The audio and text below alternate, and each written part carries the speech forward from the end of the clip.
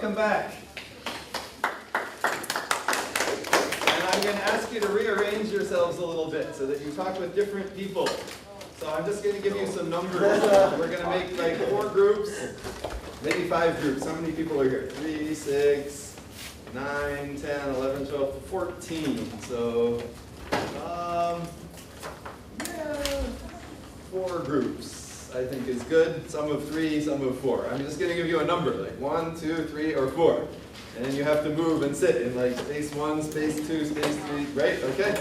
So just so you have a chance to talk with some different people, get to know, make some friends, right? That's a big part of this workshop. You're number 1, number 2. All right, so my talk is about making principal arguments more strongly. But before we even talk about principal arguments, just very briefly, we should talk about what is a principle. And I think for debating purposes, although some of you probably already know this, you want to answer or you want to? I don't have a handout yet because I made up these slides while you were all eating lunch. I know. That's one advantage of being a debater. You can organize your thoughts very quickly when you have to, when you really don't have time. Anyway, but before, so this isn't even on the slides, but I realize like some people are freshmen and probably never got this kind of a lecture before about what are principles. In debating, usually based on a guy named Tim Sonnereich, who did a really good analysis, you can get it on the Monash Debaters website. In fact, you can get his whole, like he made a long PDF file explaining principles. Group 2, Miu, right here next to Tatsuhiko. Okay, so anyway, what Tim did is he talked about first principles, and then he also talked about some other kind of principles. I can't remember what he called them, but I'm just going to call them like systemic principles or something like that, or principal systems or something like that. But if you go to, like, I'm not quite sure what the website, but what the actual URL is, but it's like Monash Debaters or MAD, Monash Association of Debaters, MAD. Can't spell. And you look at their, it's sometimes maybe a little hard to find unless they've reorganized it. They have like a section that's called members, but you don't have to be a member to go there. And then they have like training materials. And so it's like guide to first principles, and then like guide to advanced principles, or guide to like some other kind of principles that Tim Sonnereich. Actually, probably, if you just type in this, Tim Sonnereich and first principles in Google, probably you'll get a direct link. That's probably the fastest way. So Tim is one of the most famous debaters in like Australasian history. He still comes to workshops sometimes, although he's busy. But he won Worlds once or twice, and won Australs like once or twice, and like was best speaker like once or twice or 3 times or something, like in the biggest competitions in the world. And he also did a lot to promote debate education. So anyway, so what are principles? What are first principles? Were you going to answer, or you were just asking about the handout? Handout. Yeah. What are principles? Anybody who has a good, clear, easy definition?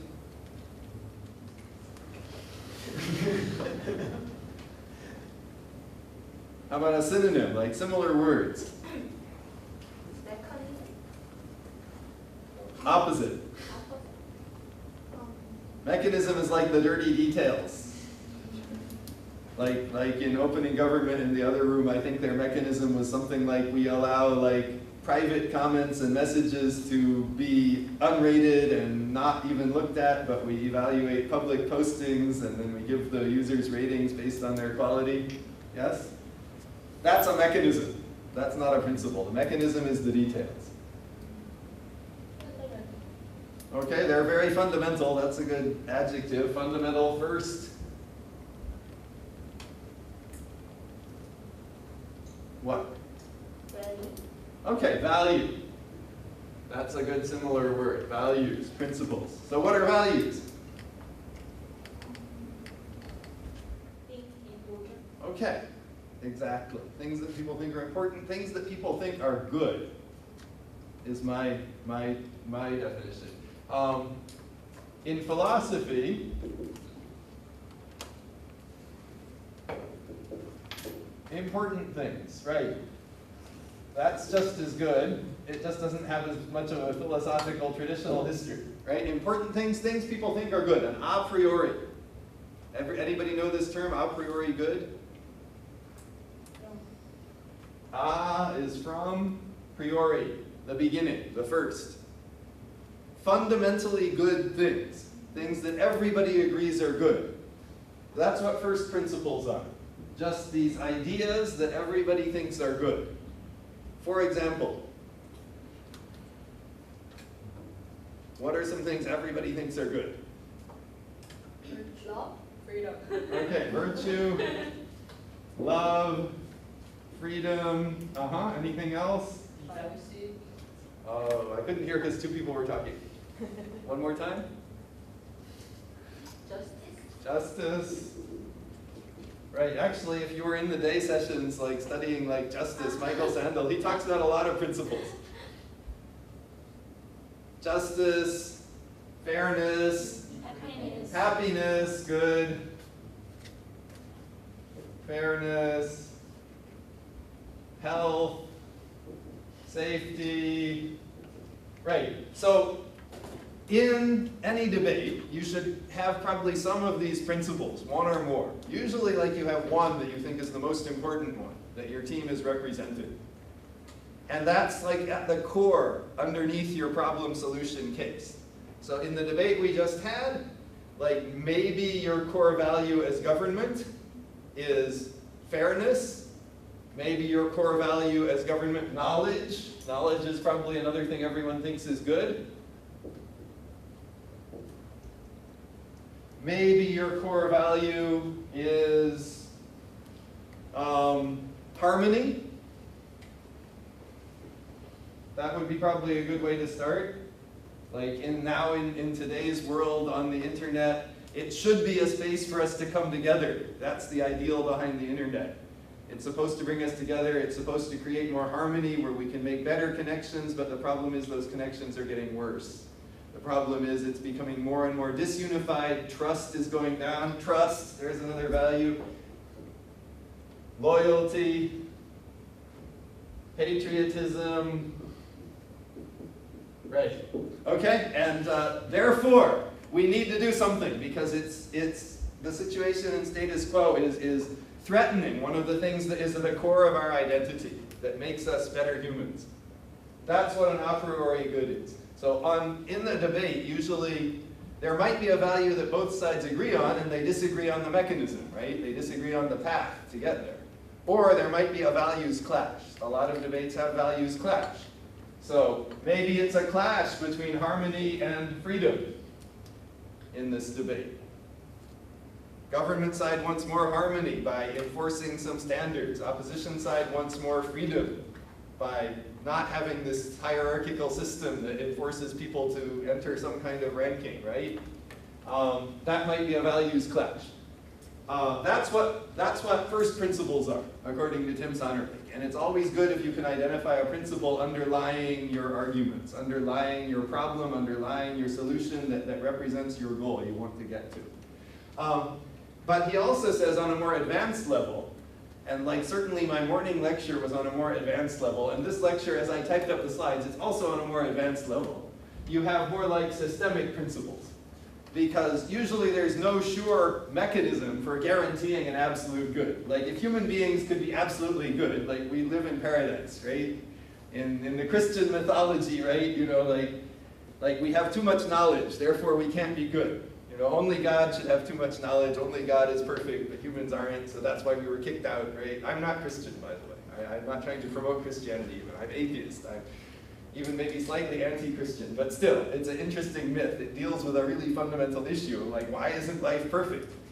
So anyway, since we're not perfect, we never have a clear mechanism to achieve perfect harmony or perfect freedom, right? There's always some kind of trade-off. But still, you can try and head in that direction. But so what Tim says is that these systemic principles, or these systems of principles that work together to create more of a kind of ideology, and the ideology is connected to one of these values, but it's more complex. And so in this debate today, I think there was a values clash on this level, but also on this level, at least in my room, and maybe the other room as well. One side was saying something like the internet, is a place where, people, people must have access to good information.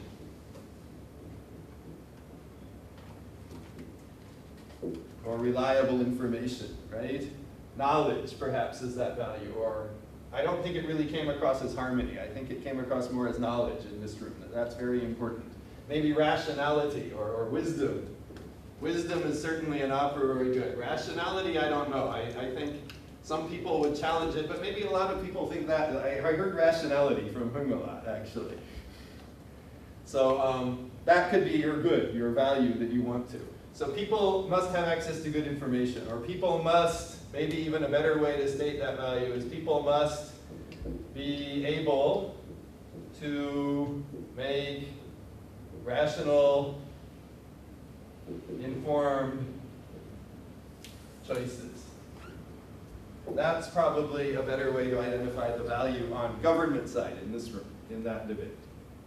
And that's more like an ideological system. It's aiming at rationality and knowledge, but it's more like sort of a complicated structure of it's actually got an actor in it, and it's got an end goal in it, and then you have to add the mechanism of how do we reach this, and then this is like the why it's good, because knowledge and rationality are good things, and maybe harmony as well. On opposition side, no, the value was people need a space to get together without stress or something like that, without pressure, right? So that's a values clash there.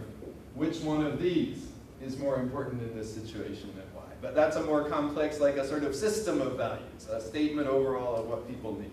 So this is what values are. These are what principles are in a debate. Yes, Hera? As you saw, actor and end goal, that kind of thing. Right. It's like a system that allows you to reach these. But it's not a specific mechanism. It's not a specific policy or a law. It's simply a kind of statement of a dynamic that allows you to reach these. It's like a kind of system of living, a kind of something like that. I think the example Tim uses is probably clearer. I was trying to contextualize this in today's debate, but I think the example Tim uses is like the idea of libertarian government, right? Small government where the government takes minimal functions of basically it provides courts of law, military, and police, and that's it. It doesn't do anything else for people. So that's a system, ideological system that helps you reach this idea of freedom, individual freedom. Whereas he contrasts that with socialism is a system that allows you to reach fairness and harmony. It's kind of basic stance. Right, it's like a basic stance in a debate. You can think of it that way. That's a good way to think of it. So usually in a debate, it'll come out like this. It won't just, but it might come out like this too. You should be able to handle it on both levels. Like if it's just a pure clash between safety versus freedom, or harmony versus freedom, or rationality versus happiness, or something like that. If that's the way it comes out, you should be able to deal with that. But I think the way you deal with that in your argument is you say, well, let's look at the exact motion, let's look at the situation, let's look at what kind of system the motion is proposing, how does that help us reach that goal? Not just in the little details, but overall. What kind of environment does that system create? So if we have a system where we're rating people by, their contributions, what kind of a system does that create in Facebook? What kind of incentives does it give people? What kind of goals does it emphasize as the important goal? Does it emphasize a goal of networking and interacting? Does it emphasize a goal of rationality and information? And then where does that get us in the end, right? But in any case, either way, whether it's a complex principle or a simple principle, that's like your end goal. But then how do you say why this is important? Like, why is it important to make rational, informed choices? Why is it important to meet together in a pressure-free environment? Why even is, everybody agrees freedom is important.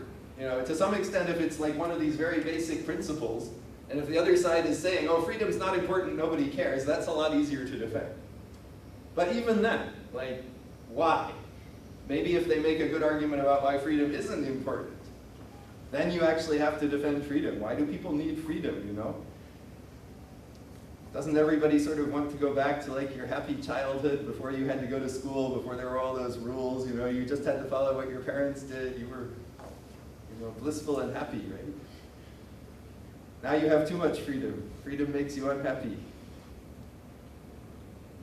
Anyway, right, that's what I'm saying. If the other team says that, you have to defend freedom somehow. You have to say why. So that's what this presentation's about. It's like making principal arguments. How do you do it? How does it work out in a debate? So I have one example on these slides, and then after the example, I have a sort of a formula, like these are the steps I think you should take. And then I'm going to ask you to apply it to like defend any one of these. It can be a first principle, it can be a complex principle, but actually like try and sort of write out the steps, outline it, and then make it with your partner or with your group. So you actually go through like imagining it's like say 1 minute or 2 minutes of your speech where you're actually making this point. So our first point is about why rational informed choices are so important in our society. Our second point in this debate is why a hierarchical system reinforces the idea of rationality. Our third point is why this hierarchical system will also allow people to make easier, it will allow more efficient choices and more efficient access to the news, right? But you start out at the very fundamental level, the fundamental principle. And so what I'm going to ask you to do at the end is like take a principle and then make like a 2-minute argument supporting just that principle part. So it can be right from the debate you did, you can choose one of these principles, or it can be from just like any other principle you want. I have a couple examples from the tournament also, things I heard people talking about in the tournament that were not well explained. But anyway, let me go on with this. So here's an argument I heard in the KNC, Korean National Championship. KIDA National Championship is what it's officially called. I don't know if the motion is exactly the way the motion was worded. I just did it all sort of from memory. But this is a debate I judged. This is an argument I heard. I told the team after the debate, I don't think your principal argument was very good, so I didn't count it for very much in the debate, but you won because you had a practical argument that was much better than the other team's practical argument. And then they got really mad at me. They got furious because I told them their principal argument was bad. And I think they really thought, oh, our principal argument is so wonderful. Anyway, but it's not. So this is what you should be thinking about right now. What is wrong with this argument? Let's read it together. Are you ready? Are you ready? Okay, go. Well, first the motion. This house. Does anybody remember the exact motion? Give human rights to animals.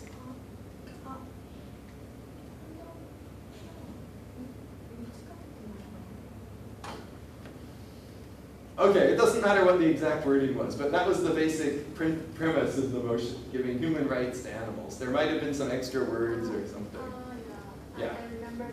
Yeah, okay, anyway, so let's read the argument. And this is not their whole speech, it's just a little part of their speech. It's not their exact words, it's just the way I remember it coming out from them. Okay, so go. Animals should have human rights because the basis of all human rights is life. And animals are also alive. We We don't limit human rights based on social utility. And an unemployed person or a child gets the same human rights as a scientific researcher. Any human that's alive gets those rights. So we should not deny human rights to animals either. Opposition will say that animals aren't as intelligent as we are. But we also don't limit human rights based on intelligence. Mentally impaired people are still given the same rights as geniuses. The only reason we don't give animals human rights is prejudice. But animals are also alive. So we should give animals human rights. Okay, so talk with your group for a minute. What's the problem here? Maybe you're persuaded. I don't know. I was not persuaded at all as a judge. But maybe you're persuaded. But anyway, try and analyze it. Try and find a problem, even if you don't think there's any problem. See what you think in your group. If you need to read it again from the beginning, you can do that.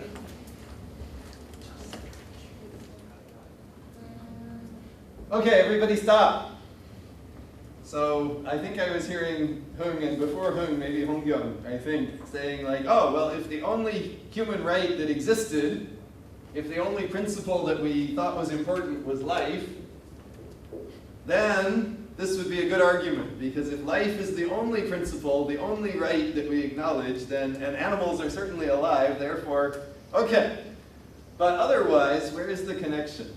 This is what I see as weak. It's right. The first paragraph is the assertion of a principle, that human rights are based on life.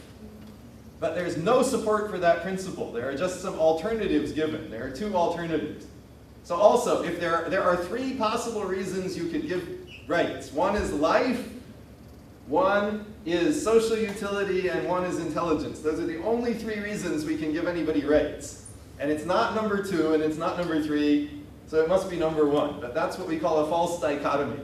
It's not a dichotomy, it's like a trichotomy, because there are three, but it's limiting things, unreasonably limiting the debate to either or choice. So, yeah, this is the weak link. This is my comment that I put on the slide. Really? Is alive the same as human rights? Or even rights at all? Like, even if it is, how do we know?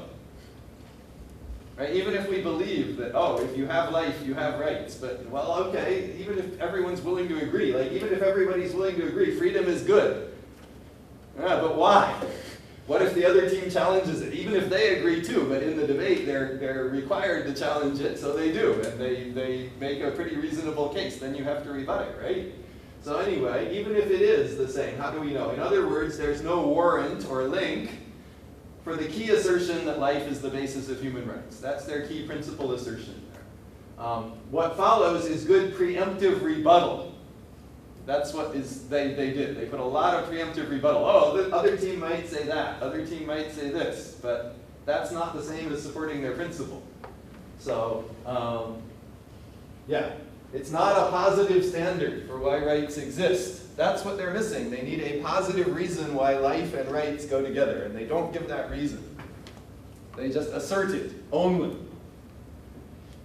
So they got mad at me. I mean, they didn't even actually wait to listen to that explanation. They just got mad at me and started attacking me and saying, but we said we had a standard. We said it was life. They never rebutted that. They didn't. The other team didn't rebut. The other team just said, no, human rights are based on the social contract. Okay, actually, I think that's sort of true, but they didn't support it either. So I'm like, okay, so, you know, like you guys gave something that wasn't supported. They gave something that wasn't supported. I didn't really include the basis of rights in my decision in this debate. And they got furious at it. But anyway, so this is what you actually need to do to make a principle argument. So you need to identify the principle. And they certainly did that. They identified, like, you know, this is their principle. Their principle is human rights are based on life. Okay. They did step one.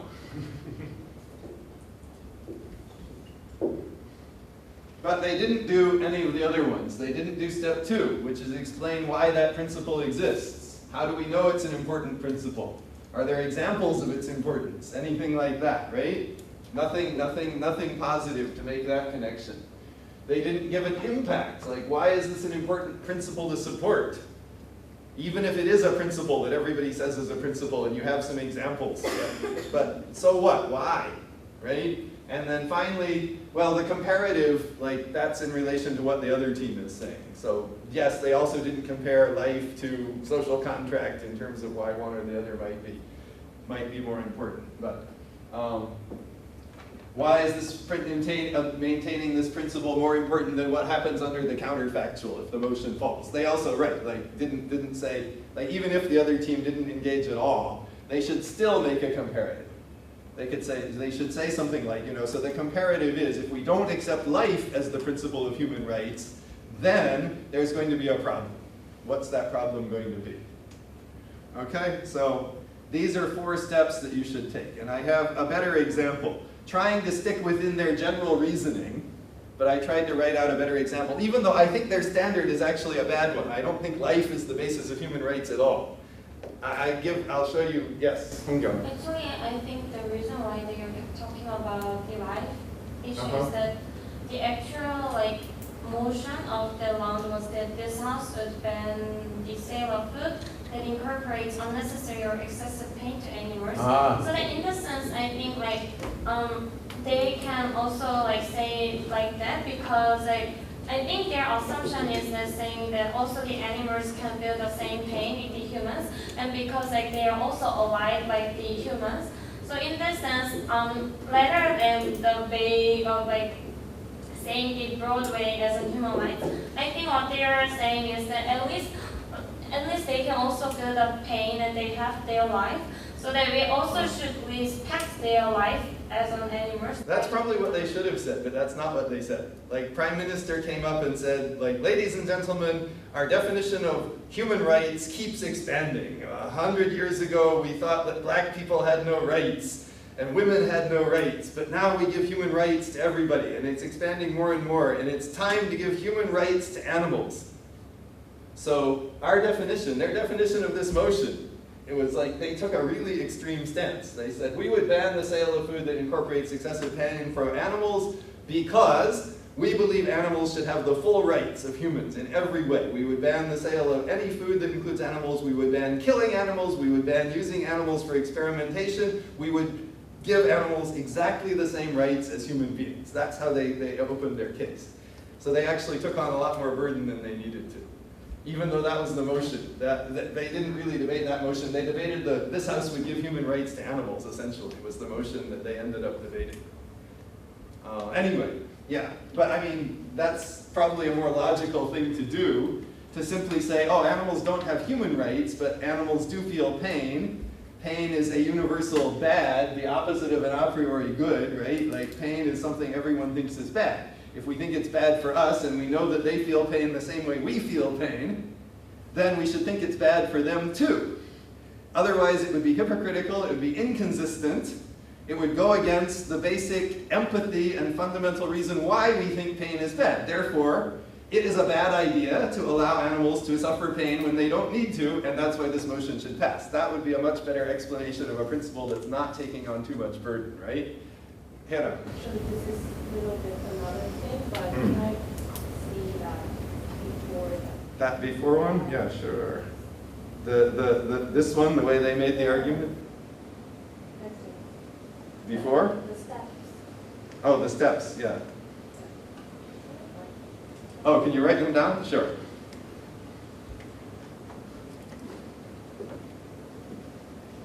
This is, by the way, I should give credit where it's due. This is modified from, what's his name again?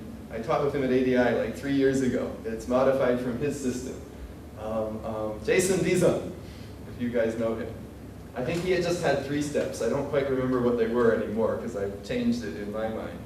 But basically, it's identify the principle, explain why it exists, and then he had a third one, which I think I divided it into 2, but I'm not quite sure exactly what his third one was. So. If you notice, I went through all those steps when I talked about Hong-Kyung's more reasonable case setting. about why we should give animals the right of freedom from pain. Freedom from pain is the right, it's identified. Why does it exist? Because we ourselves try to avoid pain all the time. We think pain is a very bad thing. We think it's bad when we experience it, and we also think it's bad if we see other people suffering. I gave the impact. Therefore, we would be very hypocritical. We would be denying our own feelings. We would be making ourselves less sensitive if we didn't acknowledge this in animals as well. And the comparative as well. It's sort of combining 3 and 4, actually. Maybe that's why Jason had it as 1. That's not maybe even as full an argument as you could make, but that's sort of going through those steps. I think the practical impact in this debate that I actually saw, like the practical impacts they made were much better. They talked about how if we do, like based on their premise that we should give animals rights, if we don't give rights to somebody, even though we know we should give rights to somebody, we're creating a society where we're basically fundamentally justifying discrimination, and that spreads to all our different relations. It encourages people to be cruel, even though they realize that animals do fall into our same category, but they still can inflict cruelty. Therefore, it's like a desensitization of society. They talked a lot about impacts and did a good job on that, but they never quite made the link to why this principle even exists in the first place.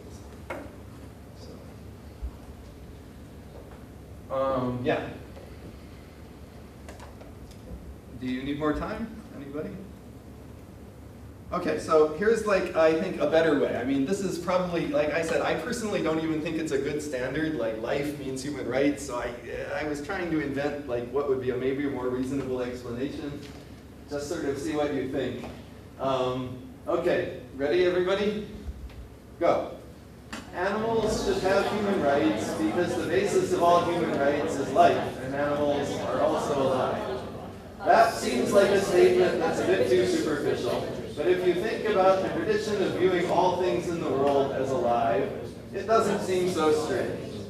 And then it's 3 and 2 together more, but anyway, today, in an age of global warming, we are realizing more and more that we are connected to every part of the earth, or even the universe, and should respect it.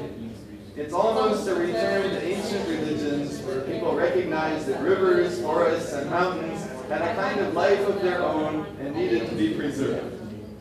There was even a recent law in India giving the Ganges River status as a person. But at the same time, we must use the environment and plants to survive, so we can't say we will give a river the same rights as a human being. This is not true of animals. We don't need to abuse them in their rights. Not only are they alive, but they're also similar to us because they have feelings, emotions, and memories. We may not have known that in the past, but now we do, so it's even more important to give animals rights in order to reinforce our basic commitment to life and to humane treatment of each other. So, yeah, it's a little sort of new age. But anyway, at least it has a reason why life is important and why we should give like life as a sort of universal standard. And you know, even the river, like it's true, they made a law in India, like the Ganges River is a legal person. How does that work? Like a corporation is a legal person. You can go, the reason they did it, the problem, it's like a policy, right? It's a specific policy where you make a specific law, the Ganges River is a legal person. So the problem is that the Ganges River is really important in India because it's their most holy river. It's part of the Hindu religion where you're supposed to like go into the water and bathe in order to purify yourself.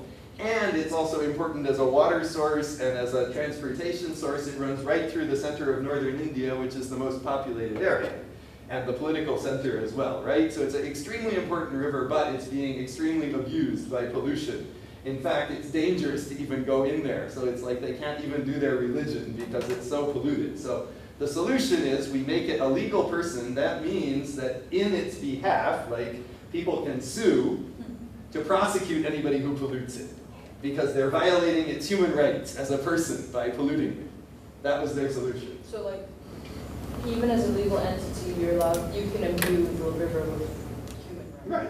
Well, yeah, exactly. I mean, that's why like corporations are given like legal status as well, so they can sue each other if somebody steals their secrets, or you know they can They can sue or be sued for like defamation, like if Facebook, allows a post that's defaming you to stay up for a long time, and even though they were warned and could take it down, you could sue Facebook as a corporation. So yeah, but the article I read about the Ganges River being given human person status, it's like, okay, but it doesn't even have the same extent as a corporation, because like nobody can sue the Ganges River, right? It just has one very narrow function. So it's not really saying, it doesn't really create a precedent saying that non-living things have human rights. It doesn't go that far. It's just more like a sort of trick of wording in a sense, or a legal trick. It exists on paper, but not in principle. It doesn't establish any principle that non-living things are really living things, or that they really have human rights. It's just a legal fiction, essentially. Yes? But I just a little bit don't understand here, because like even if like the Ganges River have like the human right, or like citizenship, or like citizens like status, it cannot be a reason like when I believe that we give the human right to something alive, right? Yeah, I don't think it's that persuasive either. But it's certainly, at least there's a link, and then they can go on to talk about all those other things they talked about, right? But they just need a little more support for their basic premise. Here's a better one. This is not perfect either, actually. Before I even read this to you, I'll just tell you, personally, I think there are two basic criteria for anything that has rights at all, like any kind of rights. You have to have preference. Like a right implies something that you get that you want. Therefore, you have to have the capability of preference and choice. Like, do I want to, be hurt or not hurt? Do I want to go hungry or starve? Do I want to work for somebody? Or do I want to just relax, right? You have to have those kinds of preferences in order to have rights in the first place. Otherwise, none of those rights, like health, you have to care whether you're healthy or not, right? You have to actually have a preference and know the difference. So that's one thing. And then the second one is reciprocity. If you're given rights by someone else, you have to be able to reciprocate, in the sense that if they give you like the right to be healthy or the right to be alive, you also have to give that back to them. Otherwise, there is no contract. There's no obligation for them to give you a right either. So it's basically a kind of social contract theory, again, applied to the why rights exist in the first place. And to me, you can use that to make a case for animal rights. Animals certainly have preference, absolutely. Like, if you ever had a pet, you know that it sometimes likes to do things and it sometimes doesn't, and it expresses that to you. And even fish, they know the difference between faces. Like, you show them one face and they'll go toward it if it's a familiar face. And you show them another face and they'll run away, because like eyes are fundamentally scary to almost all living things that have vision, because they indicate the possibility of a threat, another being that can hurt them, right? So even like fish express preferences. Birds, like almost, like really, really simple things like worms, maybe not. But most animals, like, they do express preferences. Do they also express reciprocity? Yes. Like dogs, they'll be really loyal to you. If you're nice to them and help them, they will help you, right? Like thousands of like traditional stories of the dog saving the owner. Cats will do the same thing. They'll come back to the house, like people try to get rid of them, but they'll come back, they'll show love to you if you show love to them. So, again, like worms probably don't. I don't think worms have rights. Maybe even fish. I don't know if fish can really be reciprocal. I think they can, but mammals, certainly, yes. That would be my argument for why they have rights, because they can do those things. That's why we give rights to each other.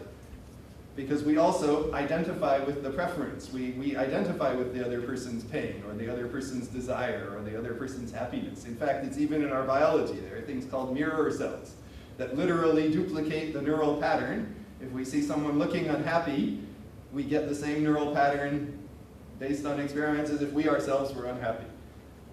And vice versa. If we see someone smiling and laughing, we get the same neural pattern in our mind that we have a good feeling.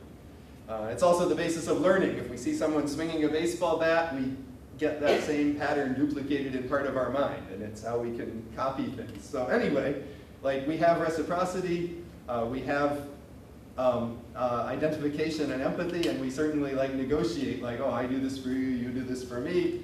So we negotiate a social contract. That's the basis of our society. So anyway, right. So in a much more simple form than all that, this is like how let's just read it, and then we'll go on and you can do the exercise where you choose a principle you want to talk about and try and make a complete argument, like the examples I was just doing for you. So here's a better argument, I think, like more reasonable anyway. Go.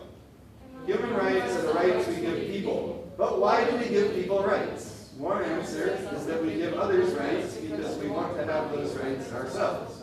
In other words, rights are based on the principle of reciprocity, which is so important for our survival and prosperity that it seems ingrained into our basic psychology.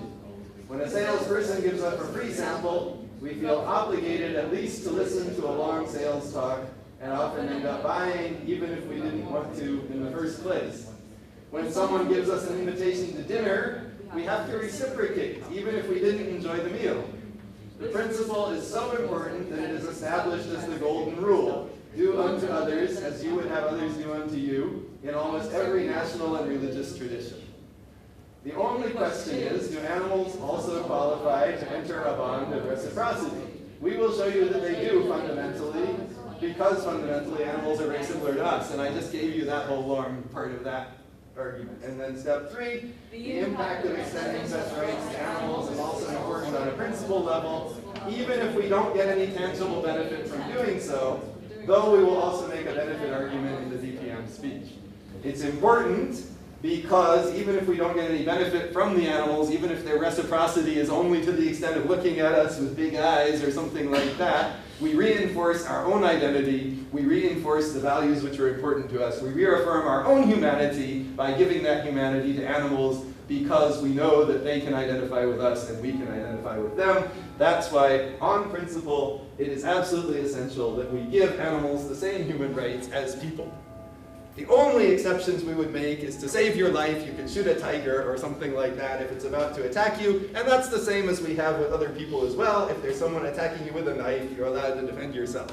So that's why we propose the Deputy Prime Minister will talk much more about why this has positive, tangible impacts on our society and the way we deal with each other. Thank you. Right? So their whole first speech was about this principle, right? But I just don't think they got the link. I think they went off into preemptive rebuttals, which were good preemptive rebuttals, for sure. Like, it's not based on intelligence. It's not based on utility. Those are good things to say. But they're not the core argument. So anyway. So here from the social networks must provide users a comfortable meeting place. These two are from the rookie final. Teaching character is a responsibility of the government. Or, teaching character is not part of the public sphere, but must be part of the private sphere. That was a big principle clash in the rookie final, which I don't think any team really resolved. So anyway, if you want to go back and relive the rookie final, but try and make your principle argument stronger, feel free. If you want to relive the debate we just had before and try and make the argument about users on the internet, like why the internet fundamentally supports this principle or that principle, that's fine. If you want to choose some other principle, some common principles, I think, people have a right to own property. Yeah. What else? Other ones? I can't remember. That's like a really big one that goes into a lot of things.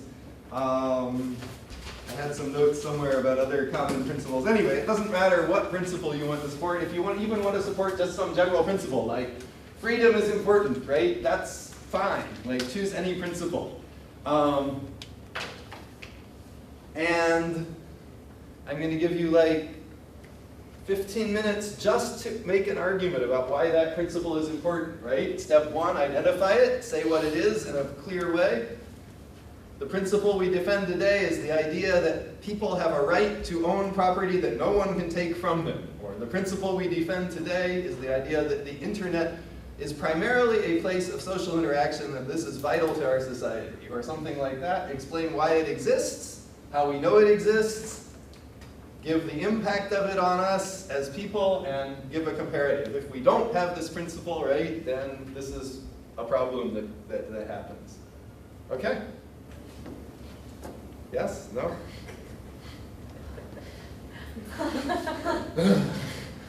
Yeah, okay, I know you're tired, but work hard.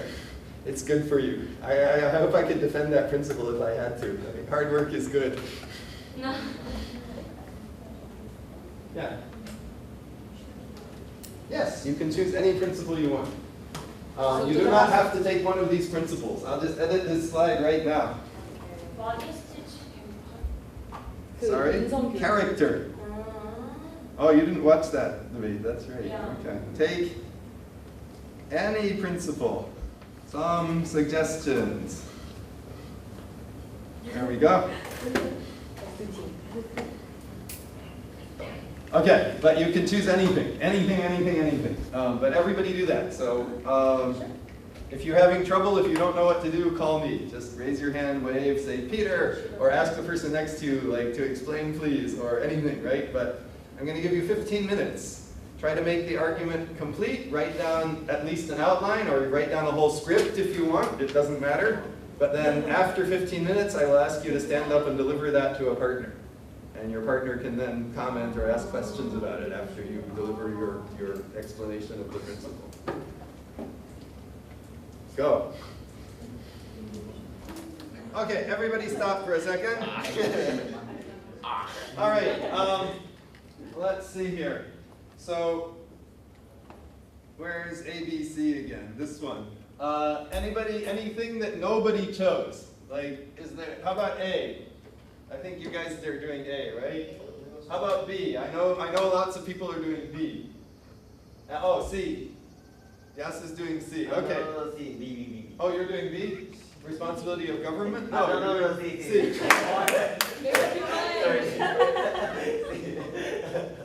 Okay, so I'm not going to do any of those.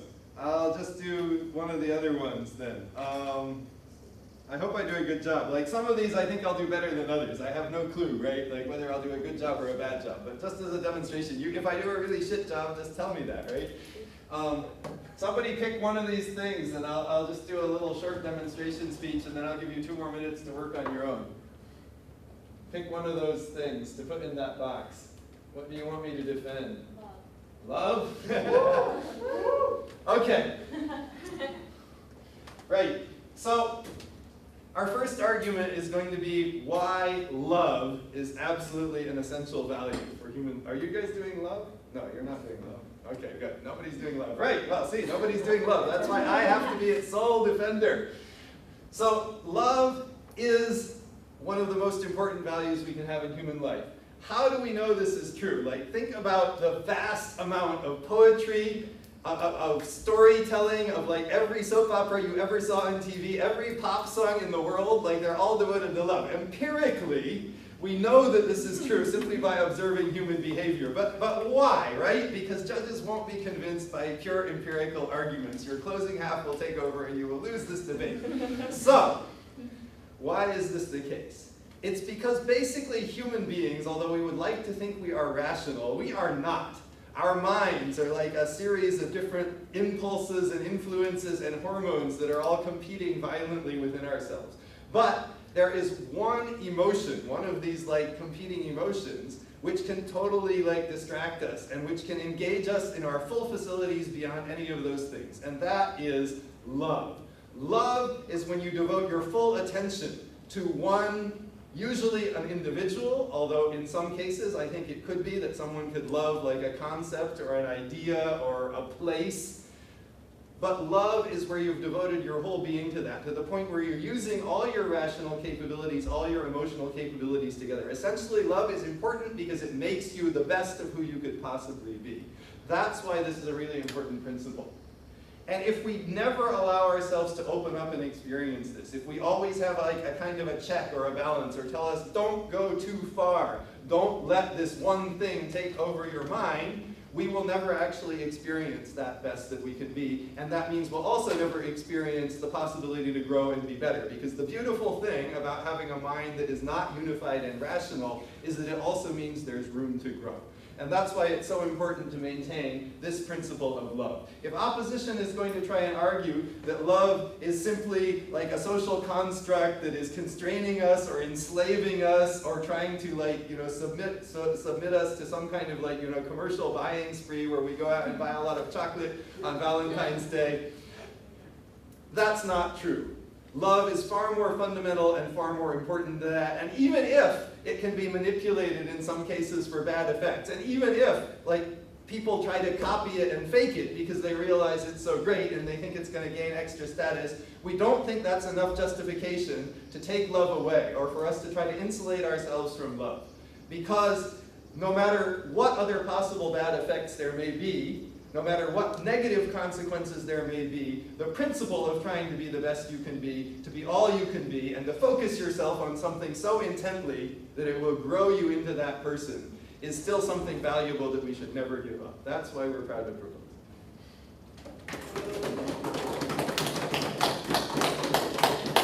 Are you convinced? So that's actually, I don't know how great that really was from an objective point of view, and there's no motion, so you don't know what the comparative would really be, but anyway. But I think that's this is why impact and comparative is here, even if there's a negative consequence. Your principle still has to stand as a principle. That's what makes a principle argument different than a practical argument, than an impact, than a benefit, right? It might not even be a benefit. It might open you up to all kinds of exploitation. It might open society up to all kinds of exploitation, and yet for you, as someone who experiences that, or as an ideal you go for, you still go for it, because it's what makes you, you. That's what is a principle. All right? Any questions? All right, so take another 2 minutes or 3 minutes, fix up your own speech, and then I'm going to just make everybody stand up and give your speech to a partner. You'll maybe be the one who gets to listen first, but anyway, everybody's going to give a speech in 2 minutes. Go. Work on finishing up your own principle argument. Okay, so 5:15, and basically, I know some of my own students said, oh, we're so tired after, so many debating, we don't want to debate again. But I don't have any other exercise I want you to do. I'm too tired to make up a whole new exercise at the moment. So, like I said, anybody who wants to debate, if there are enough people who want to do a debate, we'll have another debate. There's a whole list of motions on the back of this thing. And we can choose any one of them. They all relate sort of generally to this topic. Or we could just do some other motion, this house would rather be a dog than a human being. Or whatever. Or we can just go home. Or somebody else can make some other proposal. So, how many people would like to do a debate?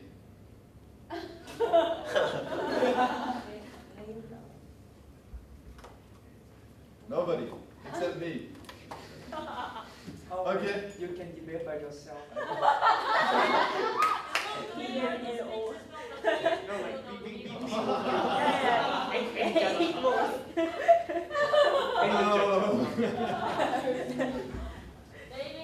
in that you're all these speeches from PM to we can learn already good speeches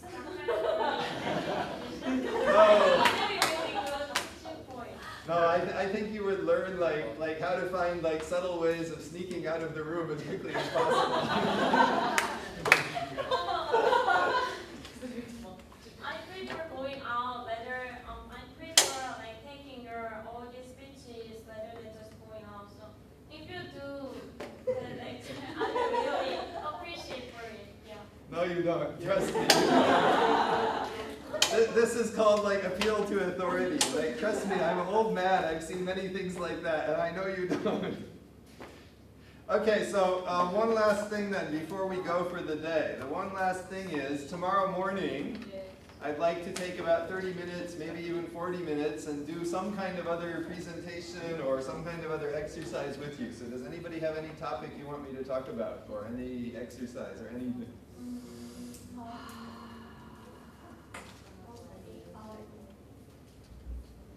Yes. We talk about the current East Asia political issues like North Korea and Buddha and Donald Trump?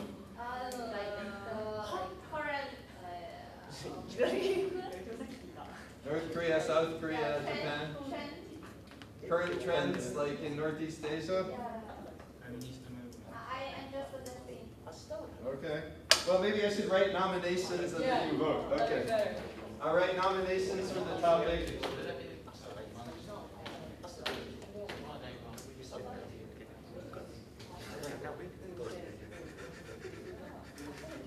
I have two. Okay, so feminism, Northeast Asian, political trends. Okay, and? The relation between populism and democracy.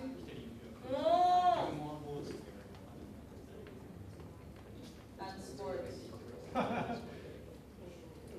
Is that all one topic or two No, topics? sports is a different topic. Not populism, democracy, and sports. I think it could be one topic. You ever heard of Colin Kaepernick? No? Well, who's that? Colin Kaepernick?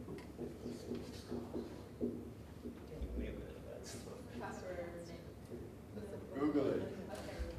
Okay. That's not a nomination. It's just so that Ian can Google it. Okay. Anyway, any other nominations?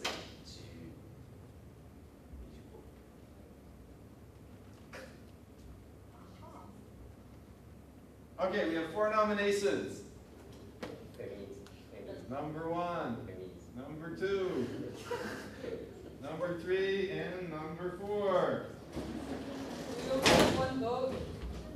So first you have caucusing, like you can lobby people to try and vote for your favorite topic, like try and whisper in their ear like, Ewha, I'll buy you like extra mech tea tonight if you vote for number 3.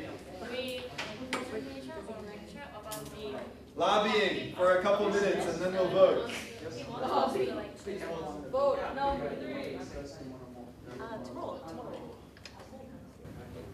Okay, time to vote. So, everybody gets 1 vote. If there is a margin between the top 2 of less than 2 votes, well, 2 or 1 vote, then we can do a runoff between those.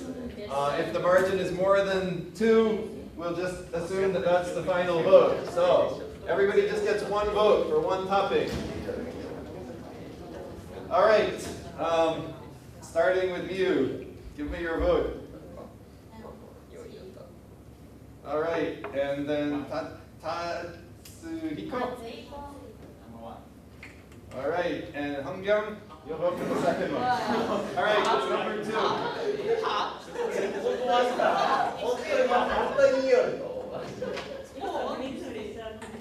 All right, so we'll have a brief session tomorrow on the Northeast Asian political trends. Feel free to do your own research. Bring something like amazing in to show everybody. I will prepare 30 to 40 minutes of stuff we can do. But if you have something great, you can just take over.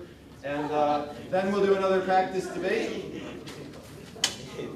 And then lunch, and then International Friendship Exhibition, and invite all your friends. If you have any friends who aren't debaters. And then, yes, Mizuki, you do, okay, good. And then 1 more practice round, probably. So, okay, thank you, everybody. Thank you. If you want to eat together, we have a place to eat together, I think.